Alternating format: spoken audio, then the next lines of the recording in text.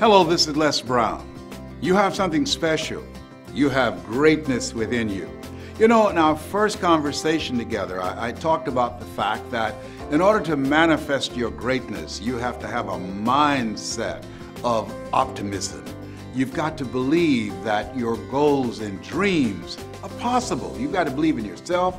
You've got to believe in your abilities. You've got to believe in your dream. Now, there's something else. There's another step. And that is, you've got to decide that your dream is necessary. See, if you're casual about your dream, you will end up a casualty because there's a price to be paid. You know, many times when I'm speaking to corporations or organizations or multi-level marketing groups, I talk about Dr. Howard Thurman, who was a great man during the time that he walked the planet. He was an advisor to Mahatma Gandhi and to Albert Schweitzer and to Martin Luther King Jr. Dr. Martin Luther King Sr. came to his friend Howard Thurman, who wrote, "Deep is the hunger, the voice of the genuine, the centering moment." And he said, "Howard, I want you to mentor my boy, MLK." 17 years ago, when I was diagnosed with prostate cancer and had 238 radiation seed implants, and my PSA, which stands for prostate-specific antigen, continued to increase, I was up one night reading the words of Dr. Howard Thurman, seeking comfort. You know, one of the things I think doctors should never tell someone they're terminally ill. What they should say is that my ability, my capacity, my knowledge to help you has terminated. Now you need to do something else. And there I was trying to find something to strengthen myself because I was questioning myself in my life and where I was and had I done all that I could do if I had my life to live over. And this grabbed me that night. Howard Thurman wrote, "The ideal situation for a man or woman to die is to have family members praying with them as they cross over." He said, "But imagine, if you will, being on your deathbed and standing around your bed, the ghosts of the dreams, the ideas, the abilities, the talents given to you by life, but you, for whatever reason, you never pursued those dreams. You never acted on those ideas. You never used those talents. You never wrote that book. You never used your voice. We never heard from your leadership. And there they are standing around your bed looking at you with large, angry eyes saying, 'We came to you, and only you could have given us life. And now we must die with you forever.'" And the question is, if you died now, what dreams, what ideas, what abilities, what knowledge, what talents will die with you? Miles Monroe, who's a great preacher and speaker out of Bahamas, said, "The wealthiest place on the planet is not in the Far East where there's oil in the ground. It's not in South Africa where there are diamond mines." He said, "The wealthiest place on the planet is the cemetery, because there you find potential never realized. There you find dreams never pursued. There you find gifts and abilities and artwork and music the world never saw." Maybe that's why Henry David Thoreau asked in a moment of anguish, "What if you live your whole life only to discover that it was wrong?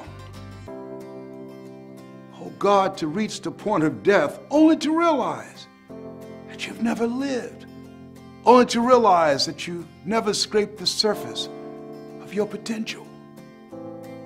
One of the things when I'm speaking to audiences, and I'm saying this to you, live full, die empty. There's something in you. You have something. There's something in you. You have greatness within you. There are gifts in you. And to prove it. You were chosen one out of 400 million sperm. God had something in mind. He said, I want you. And so as you look at your goals and look at your dreams, you've got to say to yourself, it's possible. And you've got to resolve that it's necessary. Yes, you've got to decide it's necessary. When I told my mother, Mama, when I become a man, I'm going to buy you a home, I said that, I meant that.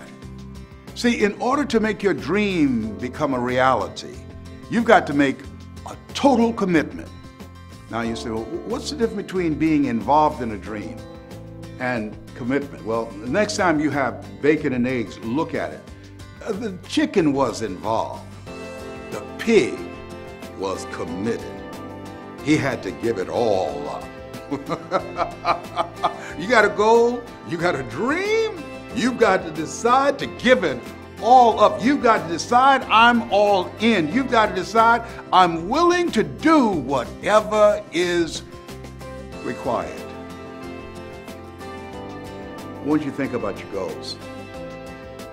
I want you to think about your dream and say to yourself, my dream is necessary. And understand that there's some things that you're going to need. Mental resiliency. I went to Poland and I went there deliberately. I wanted to go to Auschwitz as I was walking in the place where the Jews were marched in and told they were going to have showers, and they were rigged with gas. And they killed over 1 million Jews there, merely because they were Jews. 70% were executed, 30% had back-breaking labor to do.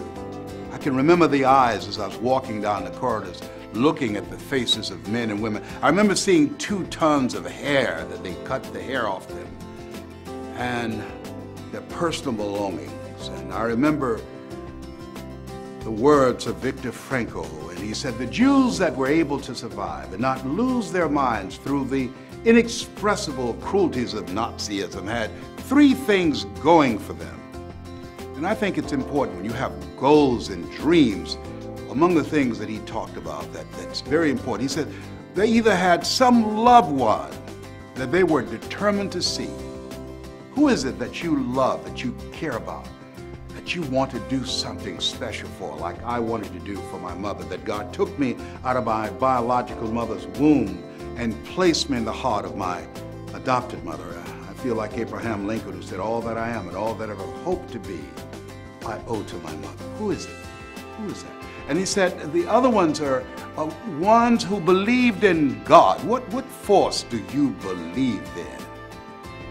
And the third, ones who had some cause bigger than themselves. But at the end of the day, what he was talking about, he said, if you know the why for living, you got to have a reason for your goal, for your dream that's bigger than you, that it will give you mental stamina. You got to have a reason. Nietzsche said, if you know the why for living, you can endure almost any how. You should be willing to do whatever it takes. And you're going to have some tough times. You're going to go through some tough times. I remember bathing in the sink down the hall in the Penobscot building in Detroit, Michigan on the 21st floor when I was building my company. Fell on tough times. Remember hiding in a closet from the janitorial staff when they came to clean the office. We were not allowed to live in the office. See, in the good times, you put it in your pocket. The tough times, you put it in your heart. And I had to keep in mind my dream of taking care of my mother, my dream of giving my kids the option of going to the college of their choice and to be able to graduate and not be burdened with college loans. What's your why? What is it that drives you? I want to give you 5 words.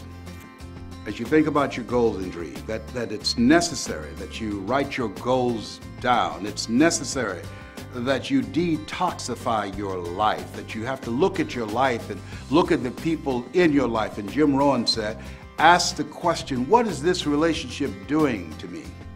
See, most people never live their dreams because they are saddled with too many toxic, negative, energy-draining people in their lives. You got to look at the people around you and ask, is this relationship, is it helping me to grow mentally, emotionally, financially, spiritually?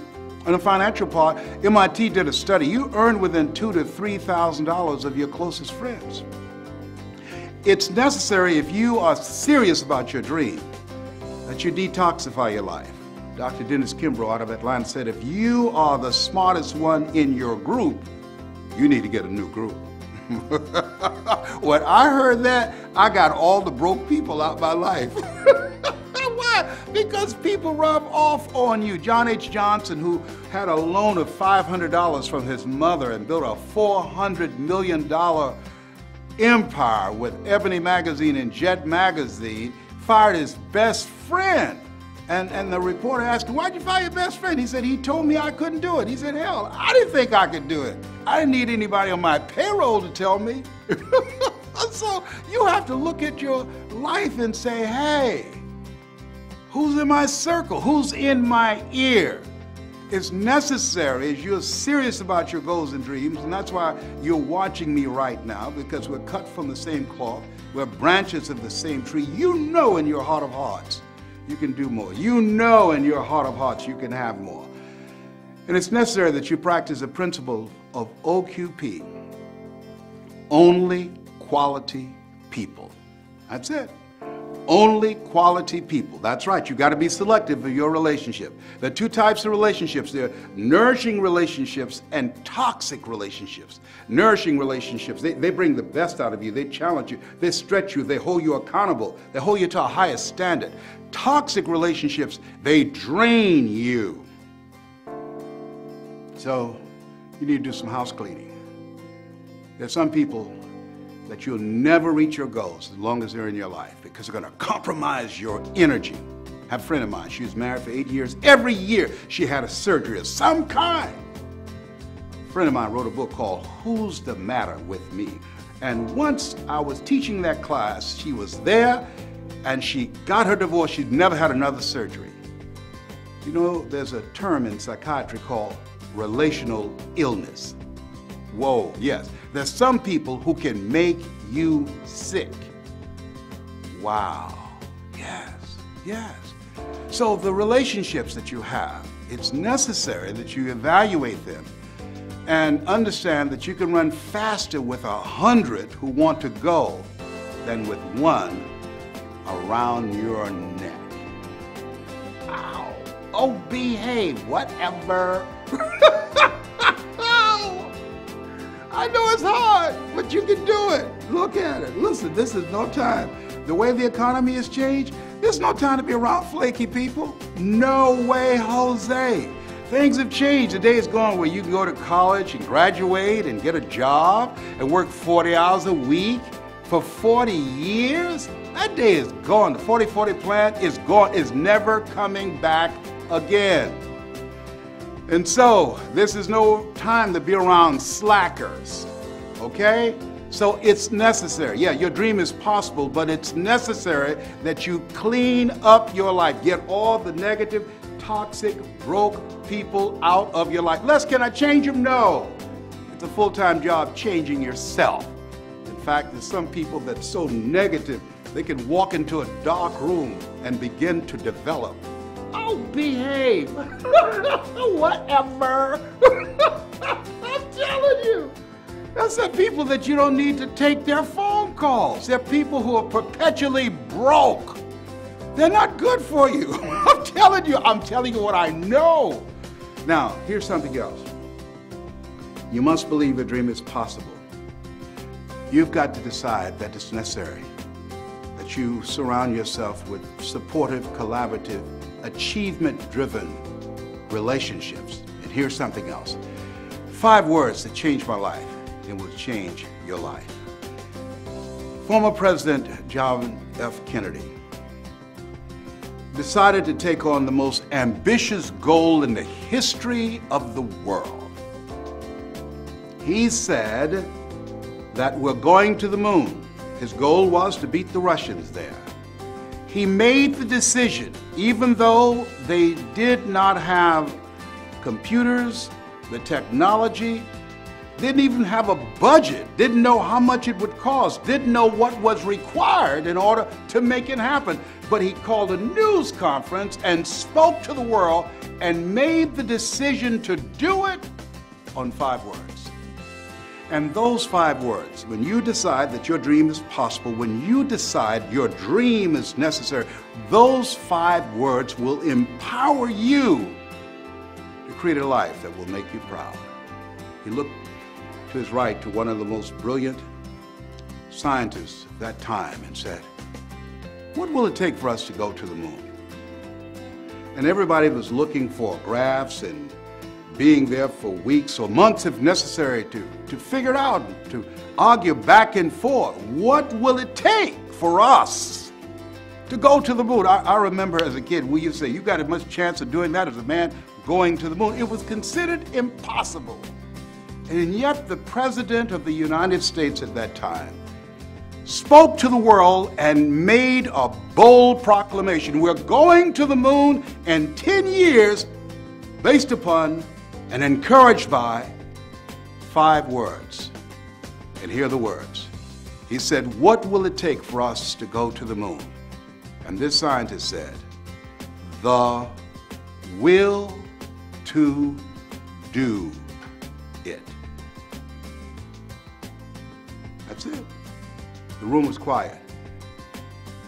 Everybody looked around. He dropped his pen.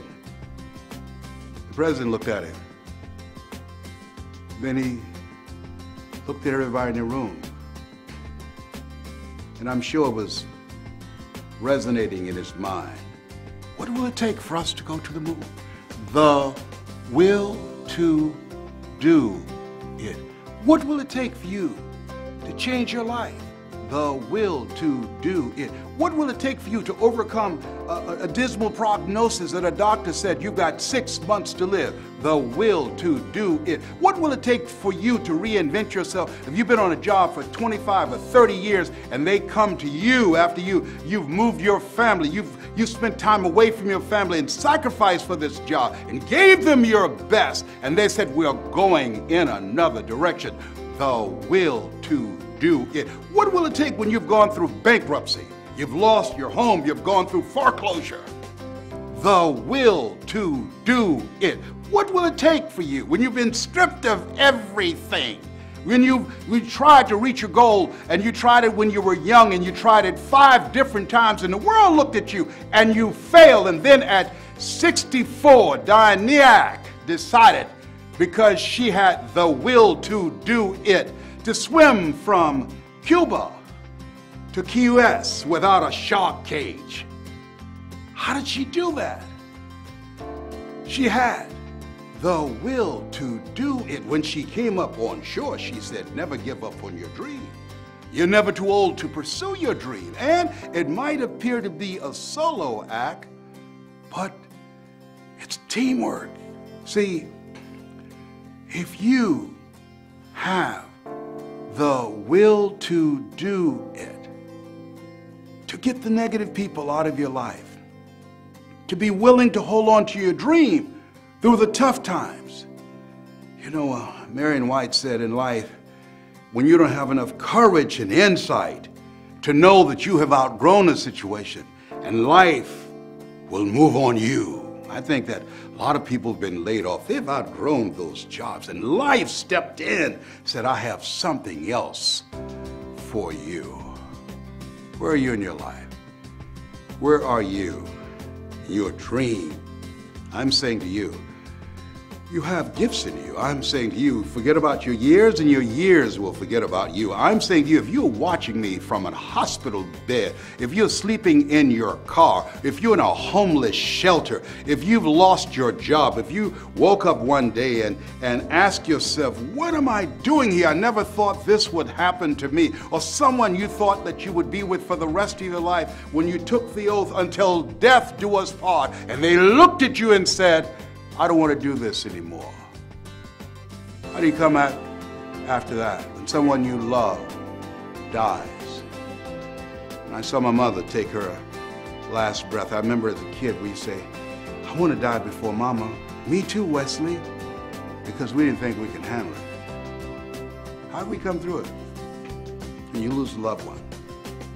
My best friend, Boo, I thought we would grow old to be old men together, and he's gone. Together since second grade. How do I go out and motivate and inspire people? 17 years. Cancer is in my body trying to take me out. How do you do that, Les? My staff, how can you continue to laugh and be like a little kid?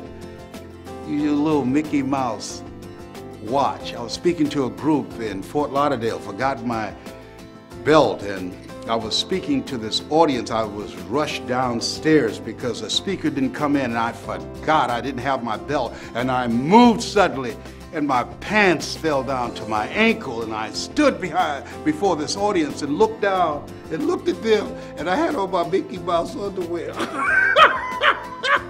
I had to stoop down and pick my pants up, and I kneeled by a table and continued my speech until somebody brought me a belt. How did you do that? I spoke for 35 minutes on my knees near a table because I had the will to do it.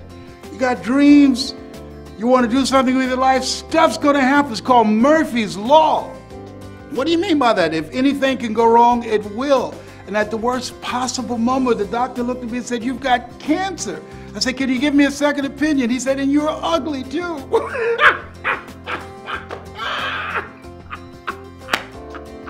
Whatever. Let me tell you something. You have something special. You have greatness within you. Don't underestimate yourself. I want you to keep in mind, what is it you want to do with your life? If you're willing to stand on these 5 words, the will to do it. That's available to you. My favorite book said, "Whosoever will, let him come." You have something special. Your dream is possible. You've got to decide your dream is necessary. My name is Les Brown. I'm Mrs. Mamie Brown's baby boy. You've got something special. You've got greatness in you. That's my story, and I'm sticking to it.